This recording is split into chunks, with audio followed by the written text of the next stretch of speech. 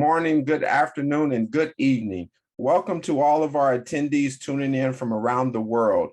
Today's production of Invisible Women in Sport is an Institute for Sport and Social Justice production.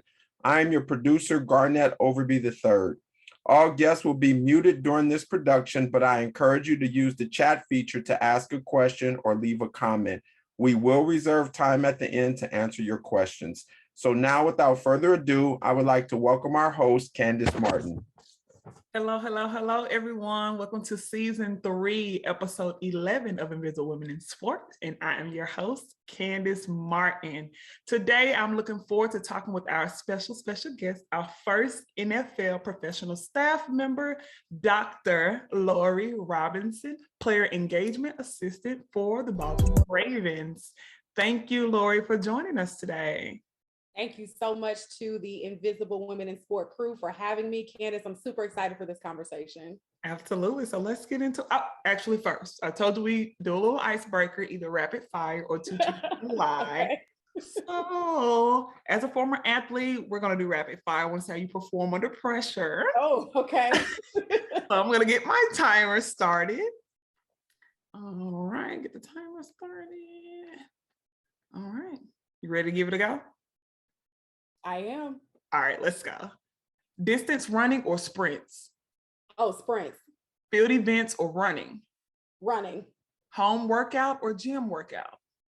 Ooh. Oh, gym? Heels or sneakers? Heels. Okay, work from home or work in the office? Office. Beach trip or mountain trip? Beach. Text message or call? Call. All right, pretty awesome. With 3 seconds to spare. With ease. I love it.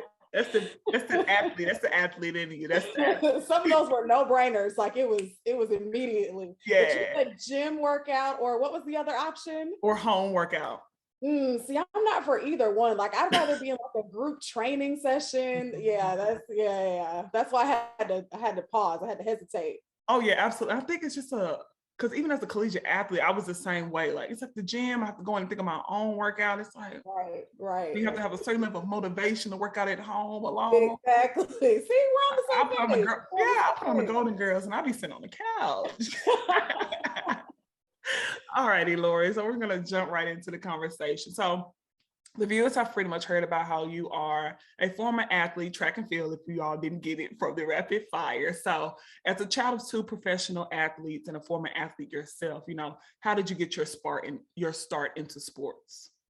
Yeah, my start into sports started at a really young age. Both of my parents are former professional athletes. They competed at the national and international level. So I remember going to track meets and going to track practices with my mom, just kind of like sitting around or running or playing around with the athletes that she was coaching, or even when she was training herself. I also remember sitting on the couch with my grandfather, watching all types of sports, from boxing to racing, just anything. So that's kind of the first start in sport. My first memory participating in sport would be playing soccer when I was, I believe, in like elementary school or even pre-elementary school. I actually didn't start running track until the summer of my 8th grade year. So going into my freshman year of high school. So yeah. Oh, very nice, very nice. So with that, did you always aim to work in a professional sports space, or did you always see yourself working in sports? I guess so. It just kind of, life just, sometimes it happens and you don't realize the things that when you're a little person, right, that you're growing up and you're like, oh, I think I want to do this, or I think this all wants to work. When I was really little, I saw myself being a teacher. I used to teach to my stuffed animals. And in kind of moving forward, now that I'm in my career, I do teach. It's just not a traditional classroom. So the classroom, it has been within collegiate athletics and now in the pro sport space, but I'm facilitating workshops, facilitating conversations, directing people to certain resources. So it's teaching, but it's small little messages or little lessons, as opposed to let's sit here and talk about math, because I would not be good at that. Absolutely. And it's phenomenal. And as you guys, as we go through the conversation, you'll see their teacher side come out in Laurie. So she taught us a lot the other day in the pre-screen. It's like, oh my gosh, wow. So I know the other day in the pre-screening, we talked a little bit about knowing what we want versus what we don't want and how to kind of stay firm in that. So I did want to talk about that a little bit. how did you find out what you wanted or what you did not want? How did you stand firm in that without shutting off or closing potential doors that may open for you? Absolutely. So I think it goes back to like your values and kind of who you are. So for me, first, I'm a woman of faith. And so praying about opportunities, kind of seeing where the spirit moves me and leads me throughout different experiences. And so you're able to see, okay, yes, this resonates with my soul. I always say I need to be able to say it's well with my soul at the end of every single day. So even if the decision that I make, it may kind of, maybe other people that I work with may not like it, or administration may be, upset about something, or they may have wanted me to approach it a different way. I'm always an advocate for the student athletes, at least when I was in the collegiate space. And now I'm an advocate for the players, their families, as well as their coaches, making sure that our club is getting back to what we're there for. It's about the people beyond the sport. Because ultimately sports will end in some regard. And so I'm always about how does it come back to the actual human being, the actual person. And so when I can say it's well with my soul with the decisions that I've made and choices that I've made, I'm good with it. And so even from there, so looking at your values, where you want to be, who you are, the people that have poured into you, and what are you giving back? What kind of impact are you making? If you're not happy with that, then you got to reassess and reevaluate and figure out, all right, is this feeding me or is it not? Am I kind of making an impact the way that I set out to do, or am I not? And then kind of making decisions from there. Every opportunity that comes may not be for you in that moment, that season. I think the other day I mentioned, and I say this pretty often, I remember being at a church in Knoxville, and the pastor said, what do you do when you have the ability to change your situation, but you don't have God's permission? And I remember being in a season of having a number of opportunities, and a lot of people would have jumped at them, like big time schools. And I was already working at a major institution, right? You're talking about the powerhouse of the SEC, Right. the University of Tennessee, like one of the oldest longstanding traditions of running through the T and working with these high profile programs. It was awesome. But there was also a time when a number of other equally as successful and prominent programs were reaching out. And I was like, no, I'm not interested. No, I'm not interested. And I didn't quite know why.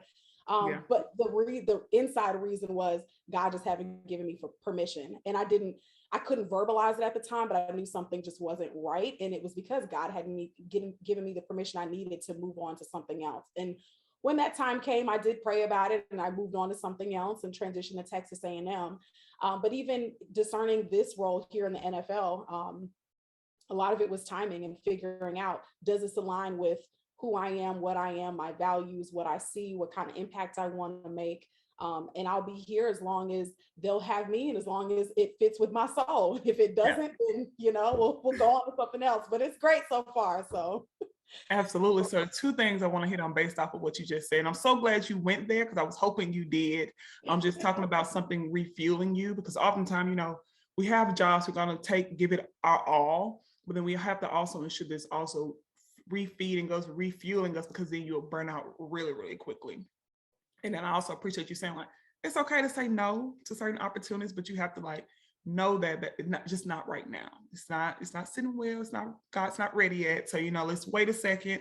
Let's evaluate. Let's kind of get our mind together. Then we'll make an informed decision, and then we'll decide to move on. So you talked about how, you were at Texas A&M, and how you moved from you were able to progress throughout different institutions, and now you're with the Baltimore Ravens. And we did talk about the other than the pre-screen networking.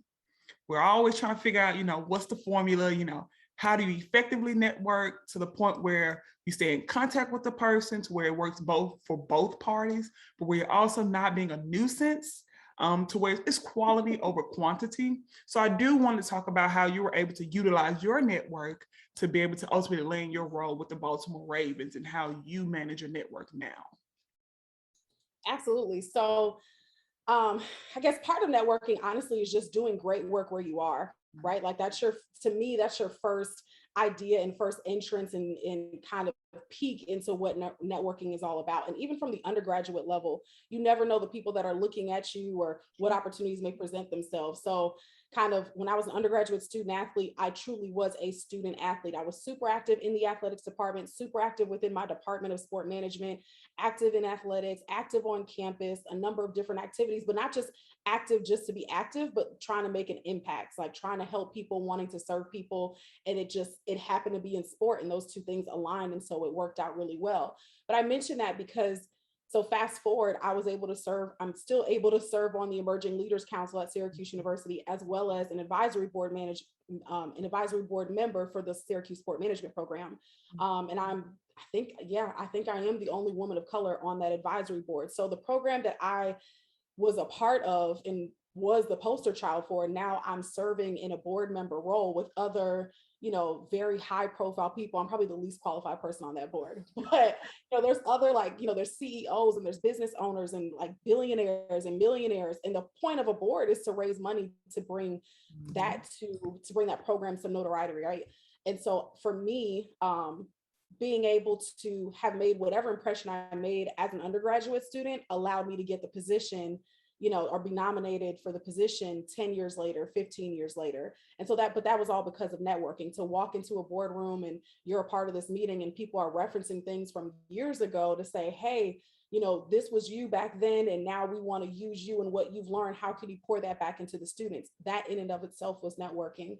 And then peer mentors. There's a ton of folks that are on the call right now, which I'm so grateful for, friends and family. But I've been fortunate where your friends that are also doing amazing things, like when you do great work where you are, they will highlight you, they will spotlight you, they will, throw you the alley-oop, and it's on you to land different things. And same thing now that I'm in this role, hey, I want to get more folks from collegiate athletics into this space. Like, I know you have a skill set, send me your resume, I'll see if I can plug you into one of our workshops. That's what it's about. So to me, that's networking, but also building genuine relationships. And it all starts with kind of being where you are, being where your feet are. That's a plug to women leaders, being where your feet are and doing great work. I think the other phrase is grow where you're planted. So wherever you are, grow in that space. And how can you take up room in that particular space so that other people will speak your name when you're not even there? And that's honestly how I've been very fortunate, where other people going from Syracuse to LSU, to Tennessee to Texas A&M, to Baylor to the NFL, other people were speaking my name and I wasn't in the room. So I had advocates and champions, not just female champions or other women of color, which definitely are important, but I've also had male champions and non-persons of color to speak for me and on behalf of me in spaces where I wasn't in and wouldn't have been in if it weren't for them. So that's a little bit about networking. The other thing is, I also learned, I think this is also another plug to women leaders, everybody, dinner is long and lunch is long, and we would love to have time to do those things, but busy is busy and people have things to do. And so ask for 10, 15 minutes or 15, 20 minutes. 30-minute meetings can be long, hour meetings can be long. And so if you want to know something from someone or build a connection, find one or two things that you really want to pick their brain about and ask for just a few minutes of their time, because you don't have to have these deep, long conversations to build those relationships. There's a few folks that I've met from other people, and we just had small conversations. And over the years, we've become great friends because of just those small conversations. But peer mentors, traditional mentors are also great kind of networking tools, but building some of those relationships, little bits along the way, is also super helpful. Absolutely. See, that's the teacher Laurie I was talking about. Thank you guys for able to get a little glimpse. So definitely, I know that oftentimes, just myself as a graduate student, the other graduate assistants that help with this production, and just even the listeners, we're always trying to figure out the sweet spot to networking, trying to figure out what works, how it works. So you definitely drop some gems that I will begin to use in my day-to-day personal and professional life, just remaining in contact with individuals, because like you talked about, just genuine relationships. But I'm sure that some of the listeners maybe take something away also. Okay. So I'm going to pivot just a little bit. So you've talked about remaining with the Baltimore Ravens as long as they have you. So after working at some of the best institutions and now the NFL, how do you continue to get better? How do you continue to remain an asset? Absolutely. So one of the things that I do often is kind of like a SWOT analysis of myself and where I'm at in every kind of point of my career. So not just every academic year, I think an academic year still, which is really weird, but not just every academic year, but kind of every fall, spring, summer, and almost every quarter. So I'm just always thinking about, okay, what did I achieve? What did I accomplish? What's left to do? A real quick exercise I'll give folks is, and I think my mentor actually gave this to me a while ago, oftentimes we have a list of goals. So if you write down all these goals, you'll come up with 20, 30, 40, 1,000 different things, right? But if we're focusing on all of those things, oftentimes it's very difficult to actually achieve any of them. And so one thing that my mentor, Tanya Forrest Hall, had me do is, all right, I wrote down these 20 goals. So I had these 20 goals. She said, okay, cool. Now we're going to now cross out 10 that aren't important for this year. And I was like, oh, but they're all important, right? They're all like super important. So I crossed off the 10. She's like, look, what are the 3 things that have to happen in order for you to get where you really want to go? And I was like, but all these things need to happen. But the reality is, when you get down to it, every quarter, or however you want to kind of mark that time down, ever so often you need to take a look and see, all right, what are the top 3 things, or the top thing that has to happen in order for all these other goals to make sense, or for these other things to be accomplished. And you'll realize some of the other goals, while they're awesome and amazing, but they really are impeding you from getting where you want to go. And so crossing out some of those other things that aren't imperative at the moment, and really focusing in and dialing in on what is important will help you get where you want to go. And so doing exercises like that, so evaluating myself. So in my first year, I was able to recommend a few things. And during this off season, we implemented those things.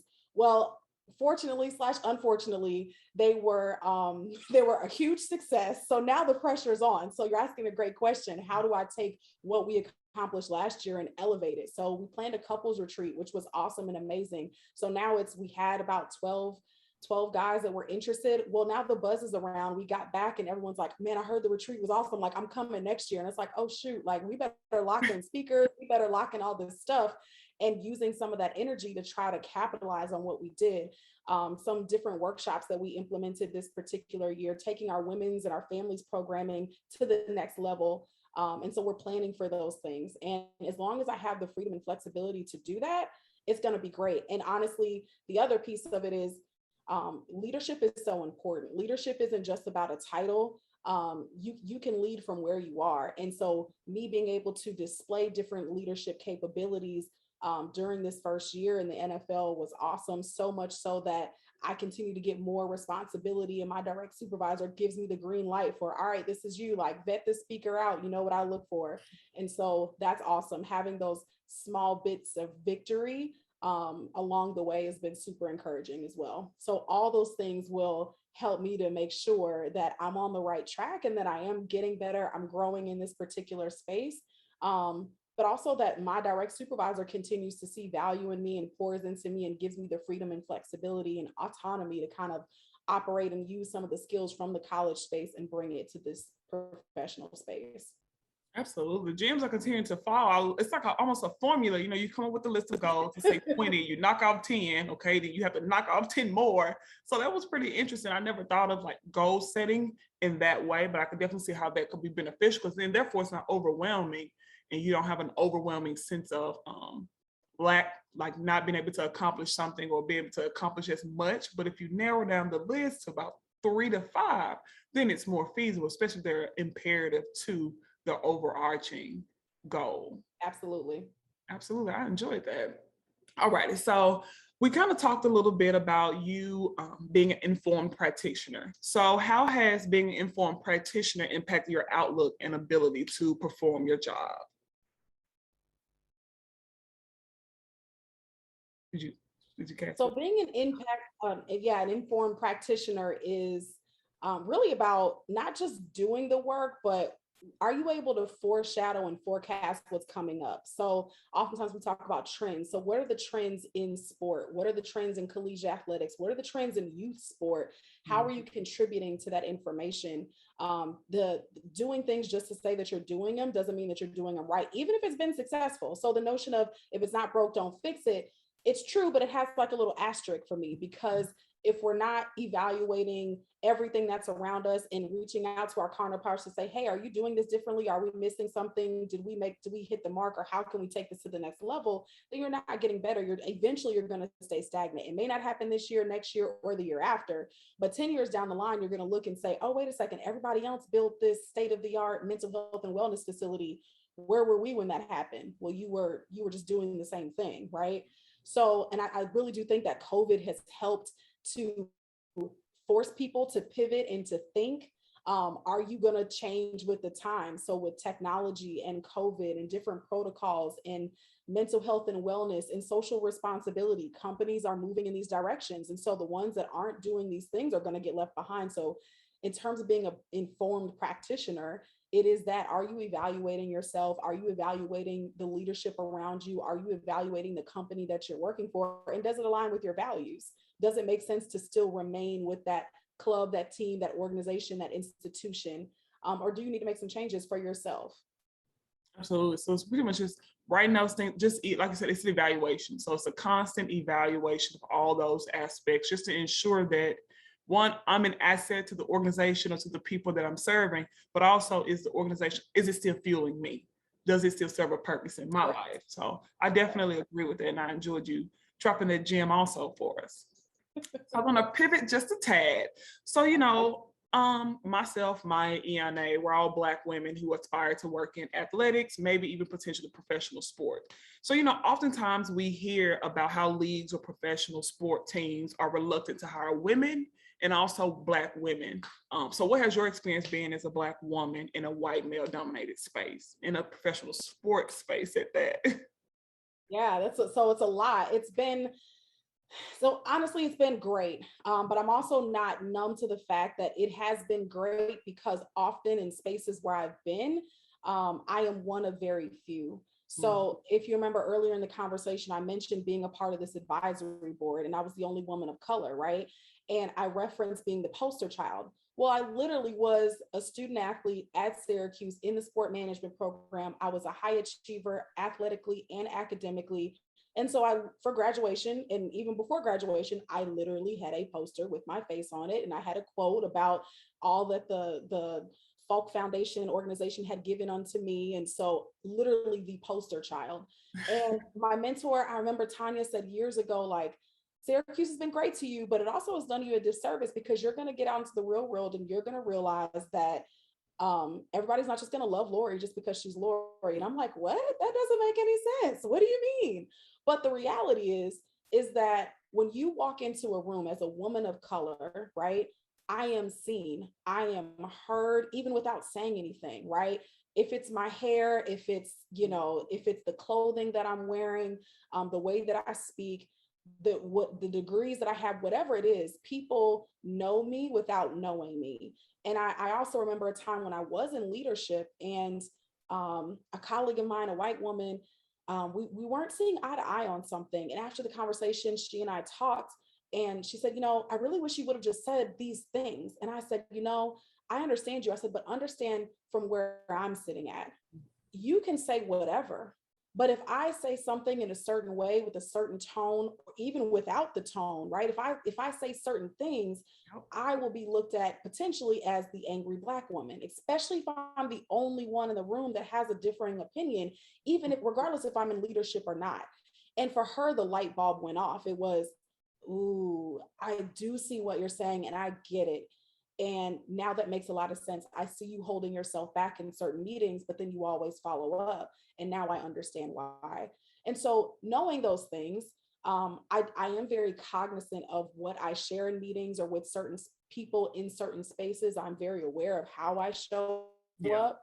And I try to be mindful of that. Doesn't mean that I don't advocate any less, or I don't speak my mind any less. It just means that you have to think. For me, I think more strategically, because you still get more flies with honey than you do vinegar. So I still advocate for myself and others, but the way I try to go about it is different. I try to stay out of the political nonsense, and in order to do that, you still have to be aware of what the political nonsense is. You have to know where the landmines might be. Because ultimately everyone isn't out to get you, right? It's not that people don't want women of color or people of color or women in general to not be successful. People are human beings, and everybody wants to be successful. And sometimes it's just reminding people, hey, we're a team, and we don't have to have a crab in the barrel mentality. We all can be successful. We all can achieve, regardless of our skin color. And when you're more aware of, I think, who you are and what's important to you, you decide how you want to show up. So some people are okay showing up to the meetings and just being, just hard about it. And they're going to let you know how they feel and what's right and what's not right. and other people may not show up in the same way, but the end goal is still going to be the same. I also have to acknowledge the champions that I referenced earlier. Several male champions in my life, both of color and not of color.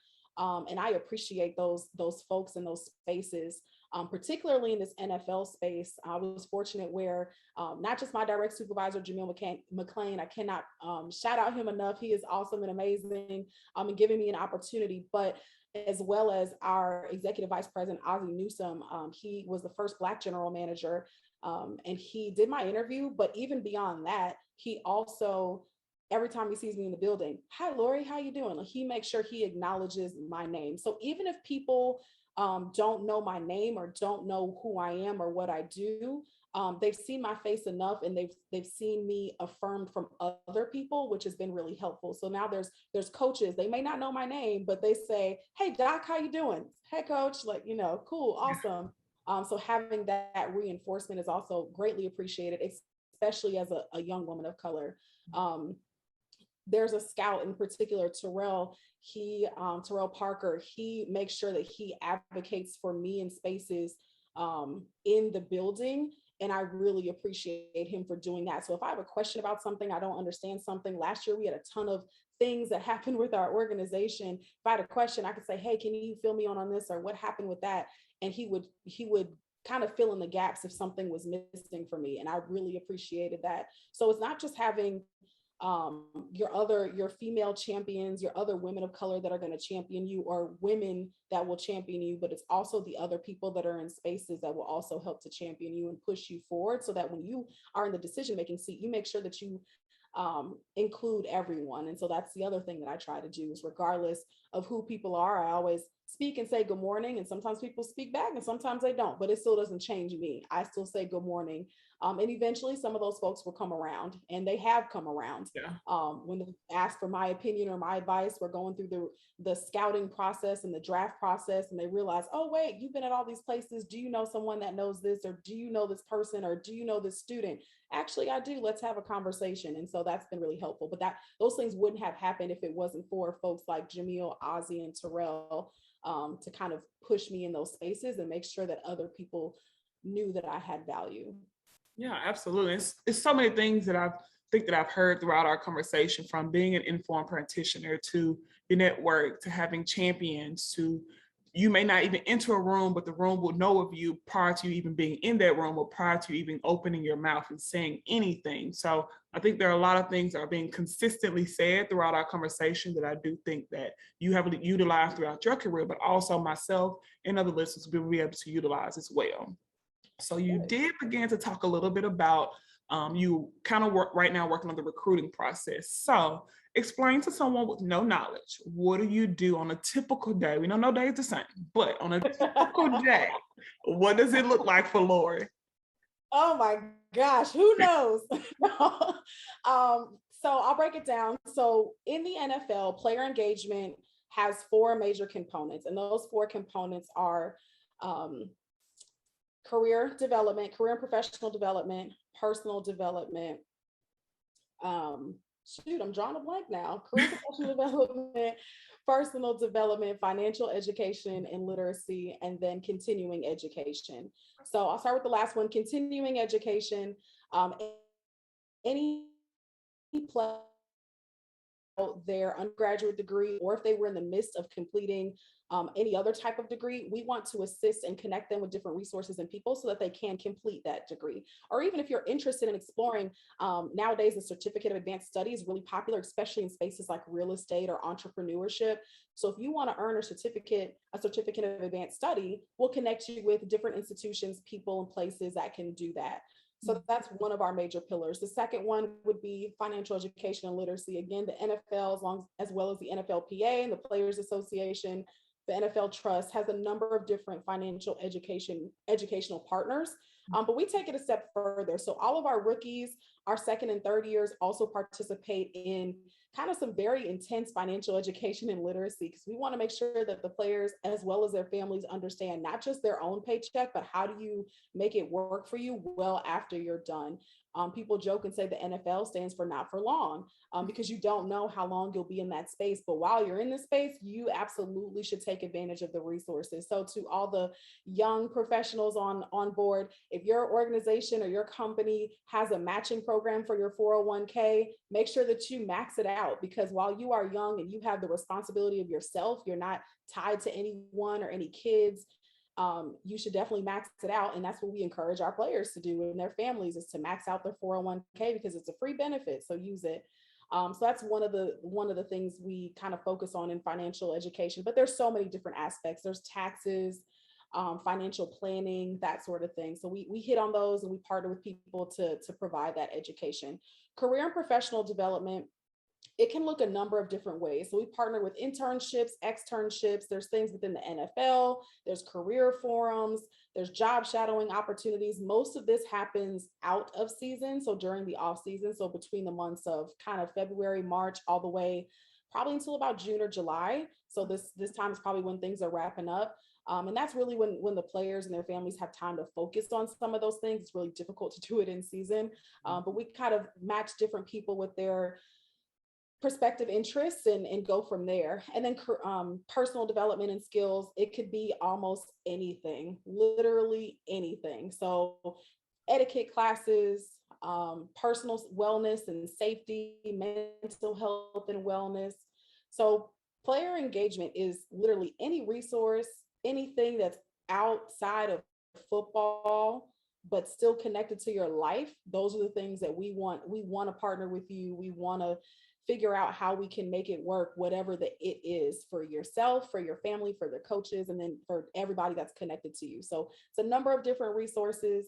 So those are the four main pillars. So every day honestly looks a little different, because you don't know what you're going to get. Some days folks walk in and it's like, I need to look at buying a house. It's like, okay, let's talk about this process. Or I need to look at buying a car, or I need a cleaning service, or hey, I need to figure out how I'm going to get my family here, or hey, my significant other's birthday's coming up. Is there a place I should go? Are there resources for that? I need a cleaner. Like, it's anything that you could think of. I want to start a business. I've already started a business, but how do I really go about getting the IP address and doing all this stuff?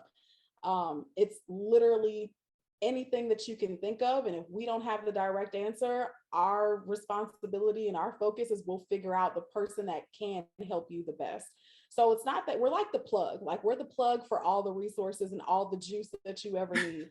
And that's the fun part. So during the season, if you play on Sundays, Monday's typically an off day. So Tuesdays, where we do a ton of our programming, we have our programming for rookies, which is we do a lot of partnerships with our team clinician as well as our team chaplain. So we say player engagement is really a four person or 4-man show, so to say. Myself, Jamil, Dr. Trisha Bank Goodley, who's our team clinician, and Johnny Shelton, who's our team chaplain, and we do everything together.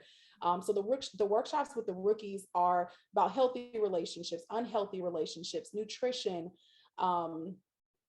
family, how to set boundaries, just kind of things that you might need to know as you're starting out in this NFL life. And then we also have our programming for our second and third years, which primarily focused on financial education and literacy. And then we do have a program that's called REC.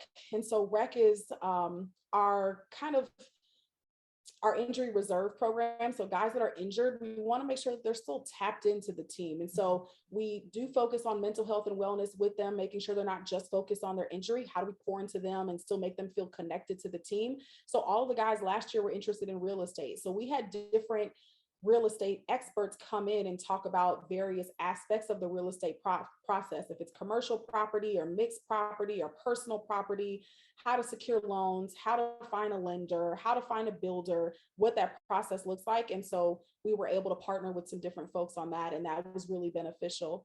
And then the rest of the week is whatever we have. So I also kind of maintain our family and significant other programming. So we've done workout classes, we've done cooking classes. Again, you heard me talk about the couples retreat. That was during the off season. So that was a 3-day event. It was a whirlwind. It was a lot, but we got so much great feedback We talked about finances with them. We talked about communication and decision making, intimacy and sex, and how that plays a role in your relationship.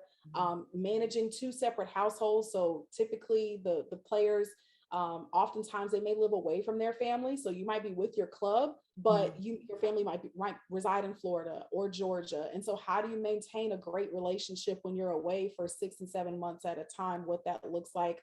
We did a former players panel. We fortunate that the club that I'm with, a lot of great Ravens legends are willing to give back and want to share. And so we get a lot of our former players to come back and speak too. So it's a lot of randomness, but that's what makes it so awesome, and where I was able to use a lot of the skills from my previous experience in collegiate athletics into this space. Absolutely. It sounds pretty interesting. I'm even sitting here like, we'll turn just a little bit, Laurie. So I don't need any more wrenches in the plan, because I'm like, I had one plan, but now I'm like, engagement sounds pretty interesting. But we'll talk a little bit more about it, because it sounds pretty cool. You know, we only see the games, or we only see them between the lines, but then we don't understand, or maybe we're not aware of like what actually goes on in the off season outside of practicing and training. But you know, the things that the organizations actually do for the players and their families is also pretty interesting. So we'll chat a little bit more about that one. I'm here for it. All righty. So a couple more questions. I see the chat is beginning to fire up a little bit. People are anxious to ask you many questions. So I have 2 more questions before I turn over to Maya for Q&A. All right. So we've talked about pretty much, you know, what your job looks like, you know, typically, you know, a day-to-day, a little bit what you kind of expect every day. So what would you tell to someone with no knowledge? What should they know prior to going into a player engagement role? You know, we like to talk about the good, the bad, and the ugly. You know, give it all to us. What's something that someone or I should know? I'm maybe potentially consider player engagement. Yeah, it's a great question. And honestly, I can't say it enough, is every club is not the same. Every organization is not the same. Every institution is not the same. And so what player engagement looks like for the Baltimore Ravens right now, underneath our leadership. So my direct supervisor, Jamil, but even our head coach, Coach Harbaugh, and our executive leadership, starting from our owner down, like we have an amazing culture, amazing leadership from the top down. Steve Bisciotti is an amazing owner. He wants every resource that we ask for. He's like, okay, as long as it makes sense, he's here for it. And that is a testament to who he is as a person, he and his family, as well as the leadership that he's provided.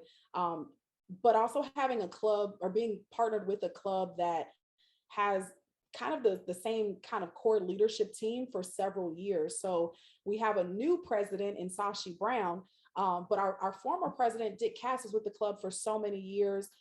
Coach Harbaugh has been with the club for a number of years. Same thing as Eric DaCosta, Ozzie Newsome. So that continuity in terms of from your leadership is really important. And that's what has given us the freedom and flexibility to have the ability to say, hey, you know what, we want to do a couples retreat. And they were willing to support it. Other places may not be willing to do that because they may not see the value in it. They may not see the dollars equaling an outcome for them on the field, when in reality, it is. So player engagement impacts the person, the player, as well as their family. And when you can know and build relationships with them, everything impacts what they do on the field. As much as we can say we block things out, it's just not true. There's some days when players and coaches show up and you can tell it is not a good day for them. And you're like, it's 6:00 in the morning. How did you have a bad day already? But whatever's going on outside of the building, it definitely impacts what happens in the building. And so my experience has been wonderful and amazing, minus the injuries from last season. And we had a number of different kind of challenges to navigate that honestly, those things aren't talked about enough. So, you know, when you're having to troubleshoot issues, like that's not the fun part of player engagement. And so you really have to know that you want to be of service, and that even when people aren't having a great day or when things aren't going well, it's not about you, but you are in service to other people. So if you don't have a servant kind of servanthood mindset, probably not gonna be for you. If you're just gonna be here for the money or for the games, and those things are fun, right? But it's not gonna fill your cup up, and you're ultimately going to be doing a disservice to yourself and the organization. So what my role looks like here, it will look very different with the Panthers or with the Falcons or with the Saints.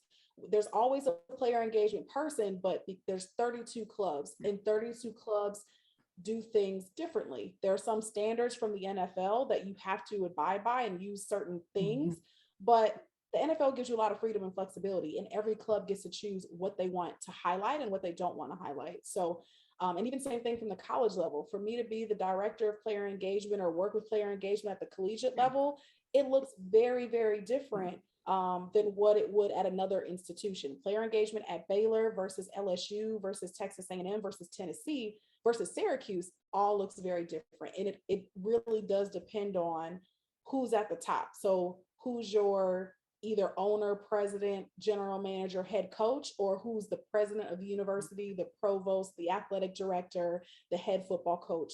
You know, it really depends on the personnel. So you really have to, going back to a scouting term, you got to know your personnel and know, can you fit with that personnel, and does that personnel fit with you? Absolutely. So doing your research and also identifying an organization, just trying to find the right fit.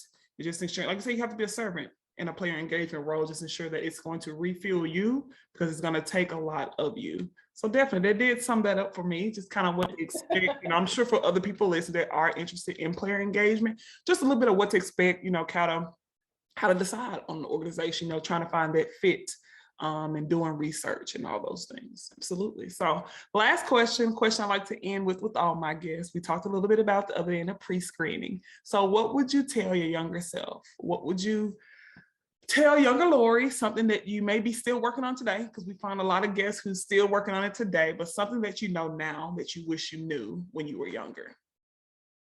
Yeah, I honestly don't even remember what I said the other day, so that's really funny. Remember? But something that I would tell my younger self would still be kind of know who you are, know your values, and stick to them. Know what is important to you and what you want out of the spaces that you're in, the rooms that you occupy. And if it's not what you want, figure out how you can still grow in the moment, learn in the moment, but then figure out what is next.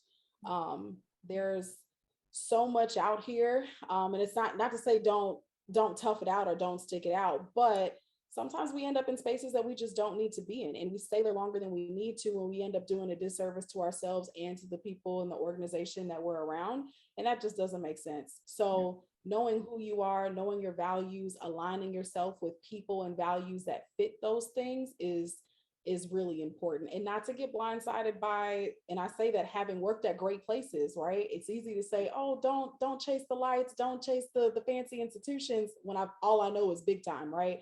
But it sometimes it comes at a cost. Sometimes it came at the cost of missing, you know, family reunions and missing birthday parties and missing weddings and things in my 20s that I love my time at LSU, but part of me says, dang, I wish I would have gone back, and if I could do it again, I would have gone to hang out with my line sisters that one weekend, or hang out with these friends, or book the flight to go on the vacation with the family. Like, but I was so career focused and so driven on that, that I missed out on some of those things. And life is short. If COVID and these last few years have taught us nothing else, is that life is short, and you have to cherish the moments. Inky Johnson just said something about that. We take for granted that we get up and we go about our day and we come back home, and not everybody gets to come back home, and that's real. And I think being a person of faith, a woman of faith, has guided a lot of my decisions and definitely led me throughout my career. And so when he mentioned that on the Pivot podcast, love that podcast, by the way.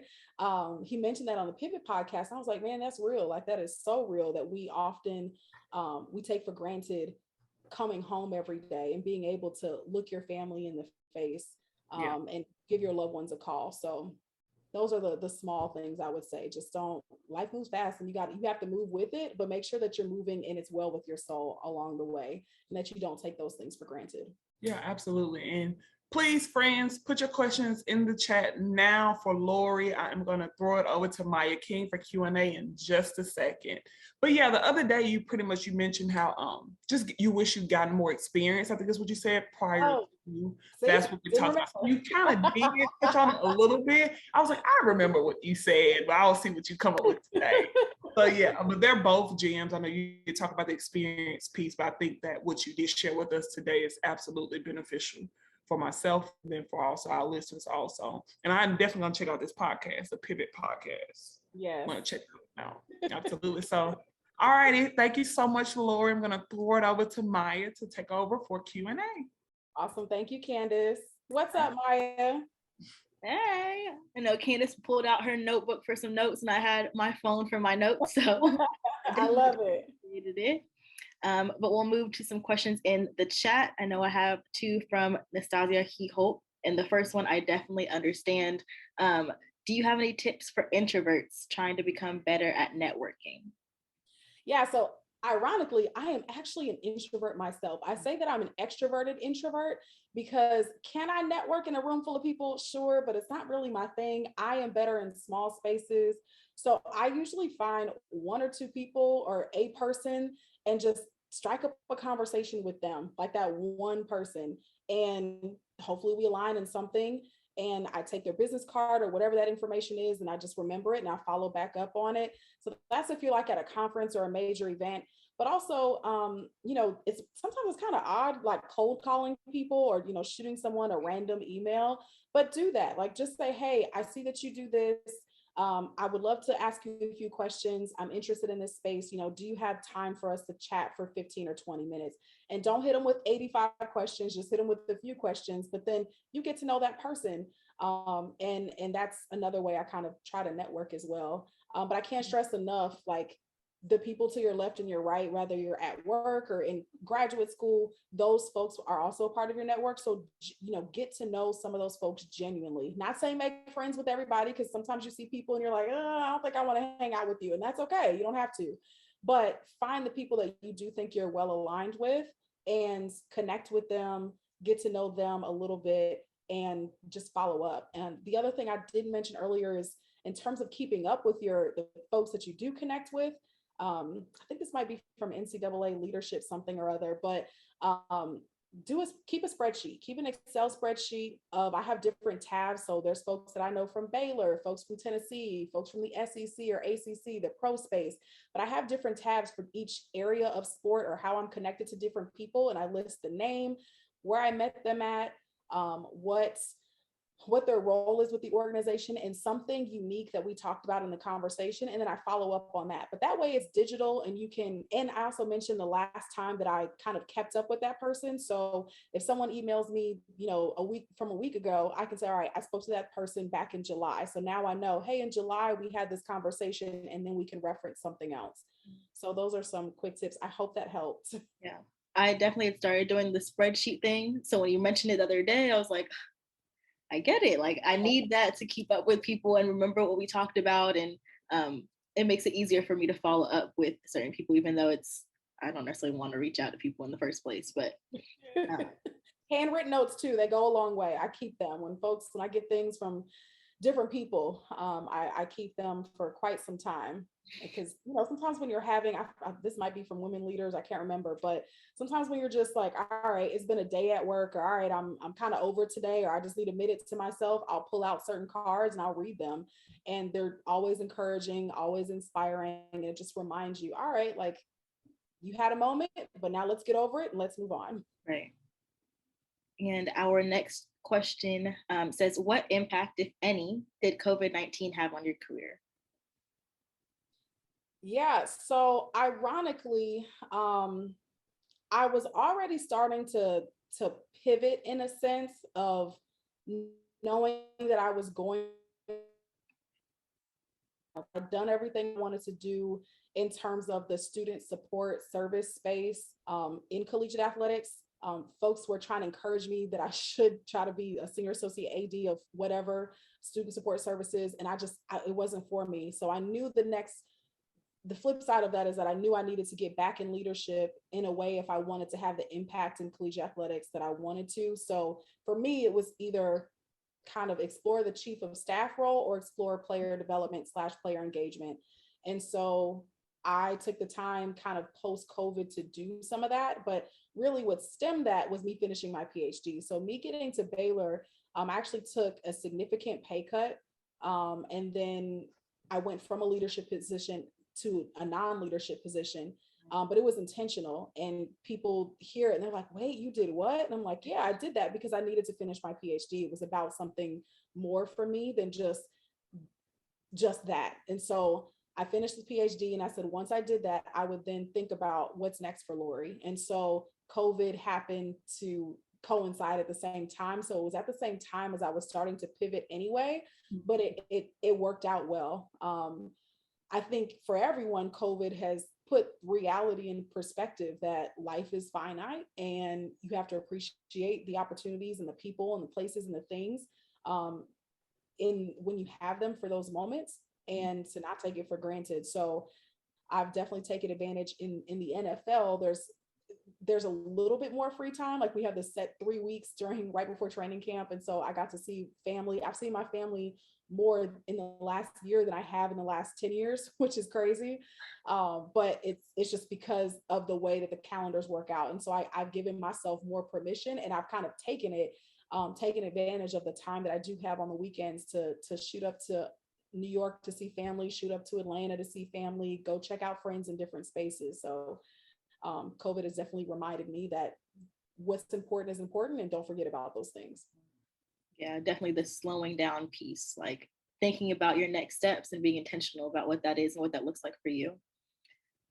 So our next question in the chat comes from Matt Edelson, and it's a few questions about your role. So he asks, is the player engagement role relatively new to the NFL? How are the various offerings received by the players? And is it through a lot of one-on-one conversations? So to the first question, every NFL club has a player engagement person, at least one person. Some clubs have one person, others have a team of like 4 or 5 people. It's not a new role. Prior to maybe like 3 or 4 years ago, it was player development, but the role has been around for a number of years, at least the last decade, if not longer. But how it shows up at different clubs certainly does it varies. Like I said, some clubs have one person, some clubs have 4 or 5 people. For us with the Ravens, we don't include our legends. So that's former players. We don't include our legends as a part of player engagement, but really at some point, I think it will kind of head that way. Some clubs already have a well-established family program. Other clubs don't have anything. And so that's one of the other things that we're kind of pushing for is our family programming. I think that answers the first part. I think I'm missing one of the questions though. How are the various offerings received by the players, and is it through one-on-one conversations? So one-on-one conversations, small groups. I mean, you get in where you fit in. Like wherever something happens, that's where it happens. So sometimes I follow up on things like on the field. Not while they're in the middle of practice, but kind of while they're warming up or stretching, or there's some downtime. I also work out with the coaches, so that really helps a lot. In the morning time, you'll get some guys like, hey, don't forget what we have the speaker today. Or how did you receive that speaker? Did you like this person? Did you not? You can usually tell. And we're pretty honest with our guys. Like, all right, if something didn't hit, like y'all let us know. We won't invite them back, right? Mm-hmm. But Jamil and I, it's really him. Jamil does a really good job of vetting the people before they come to speak to our players, because again, we're bringing them in so they already have a certain level of trust. Even with me, I didn't have to work. I still had to work to build relationship, but there was already a certain level of comfort because Jamil brought me in and they trust him. Mm-hmm. And so that credibility is extended, not just to me, but also to the people that we put in front of our players and coaches and their families. So it's one-on-one conversations about certain things. Some guys will come and talk about relationships or faith, or they'll talk about how things are going on the field or off the field, at home. They want to finish school. It's all the above. And there are a number of different things that are offered, and some guys are here for it. You know, some of the younger players that have teams of people. Like if they sign with an agency where their agency does everything, so they have their financial advisor, their accountant, their marketing person, their manager all in one space, sometimes they may not be apt to listen to everything, but you'll be surprised at things that do come up. I mean, from some of our conversations, guys have changed their agent because we go over what an agent does and what they do and what they shouldn't be doing. And those things are important to us. Ultimately, we're about making sure that they are in control and reminding them that they are the CEOs of themselves, and they are responsible for making sure that the people that they hire are doing their job. And if they're not doing their job for what you pay them to do, well, then they should get up out of there. And that's what we that's what we kind of encourage our players through the different resources that we have. So they typically are well received. This year in particular, we did a personal weapons, personal safety and weapons course. And so the laws for Maryland related to gun safety it's very stringent, probably one of the most strict states. So when you're coming from the South, where you could just walk around with any type of firearm and nobody will say anything to you, well, Maryland's not like that. And so we thought it was really important to educate our rookies and particularly our rookies. So we included this in our rookie workshop, but it was open to all players, and several vets came around. Some staff members came, some of the coaches came. And one player in particular, he's a pretty high profile guy, and he didn't want to come, but he had to come because one of the rookies was doing something. One of the rookies was on his podcast later, and so he wanted to make sure that he was able to get that guy. And so that particular player didn't want to come, but he came. And afterwards, he was like, "Oh my gosh, I'm telling Coach Harbaugh, we all need to sit and do this." So that was a win. So even though it wasn't mandatory for that player to be there, he came. And because he came, now he wants everybody to do it. So those are the small wins that we have. Mm-hmm. And then we have two last messages in the chat we'll try to get through before we wrap up. So the first one is from Joseph Blue, who says, "You do an admirable job in extending yourself to others through service. Very driven and blazing a trail for others. But how do you balance work and life and your own mental health?" Yeah, that's a great question. So I'm fortunate that, again, working with the club, have great insurance and utilize your therapists and counselors, right? So whenever your job offers that, take advantage of those resources. But also I talked about kind of that friend circle and your peer mentor, so to say, but I rely heavily on friends and faith as well. Exercising and working out, trying to get that back into the routine, eating healthy, getting the sleep that you need. And sometimes, like there are days when I'm like, all right, it's 11 o'clock and I've already had a day. I need to go outside. Like before I go to practice, I need to go outside, take a walk, put in my gospel music or whatever I want to listen to, and just have a minute to myself. So just knowing who you are and the things that you need to recalibrate, recenter yourself, being aware of those things is really important. So that's how I try to reset. Yeah.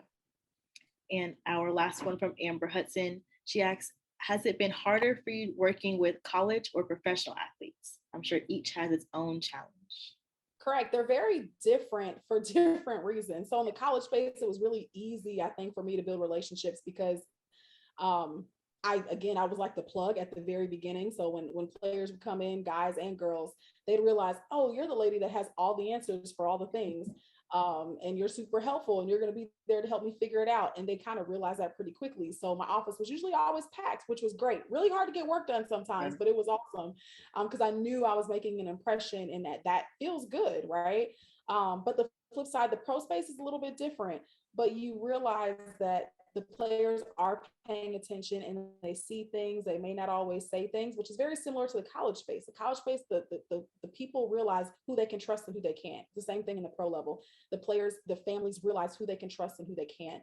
And so when it's game day, they're like, oh my gosh, can you get something to my husband on the field? And it's like, yeah, sure, no problem. Even doing those little bits of service for them in their moment of need, I can call and say, hey, we're kind of low on this program. Would you mind, can I pull you and a friend to come to this program? And they're there for me. So it's a working relationship at the pro level. And being of service to them has helped kind of build some of those relationships and working with not just, it's so much more than just the player, just engagement or family engagement. I don't know. But it's more than just the players, it's their families, their significant others, their kids. And when you pour into them, they want to get to know you. So there'll be times I'll mention certain things and they'll follow up with whatever it is we talked about the last time we talked.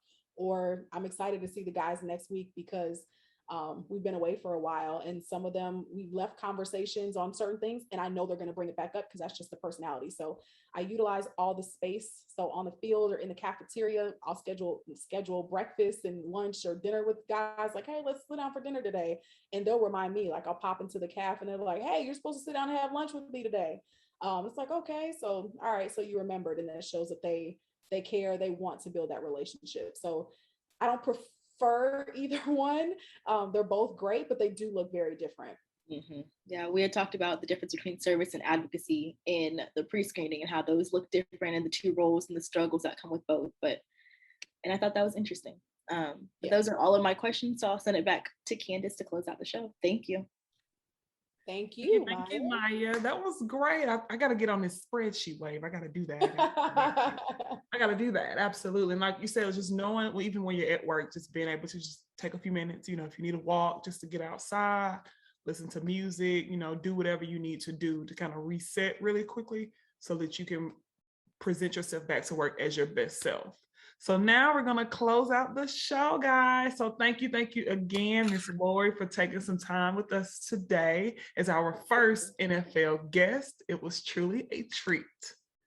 All righty, friends. So tune in July 28th for episode 12 and the Invisible Women in Sports 50th episode. So Ms. Laurie has kicked off our NFL wave, so it will continue. So tune in at 2 p.m. on July 28th. I will have myself and maybe some special guests. We'll have a conversation with Asia Golston and from the Jacksonville Jaguars and Keisha Nix from the LA Lakers. Please, please, please be on the lookout for their registration link and get a slot. Once again, we thank you all for your support of the Invisible Women in Sport podcast. We are a nonprofit organization with other programs that impact various social justice issues. Please use the QR code displayed on your screen to support us with a financial gift as we continue to change lives through the power of sports. Once again, thank you to our guest, Dr. Laurie Robinson, and also producer, our GAs, and everyone that helps us put on this production. Thank you, thank you. And once again, we want to spend a special shout out to the Baltimore Ravens for allowing Ms. Laurie Robinson to spend some time with us today. Please follow us on all social media platforms to stay up to date and informed on future programs at Institute SSJ. If you ever miss an episode, we've got you covered on our YouTube channel. We have all of our episodes posted and up to date. And once again, friends, viewers, we need your feedback to make Invisible Women in Sport the best it can be. Following today's episode, you all will receive a short survey. So please, please, please fill that out as we are working to continue to improve. Also, we get a lot of inquiries about if we have any connection to internships. If any of our supporters or members have internships available, please send your information to our producer, Garnett Overby at goverby@sportandsocialjustice.org, so we can send that information out to people reaching out to us. Once again, friends, tune in for a treat on July 28th for Invisible Women in Sports 50th episode. Be sure to register. You do not want to miss. And thank you for the belated birthday shout out.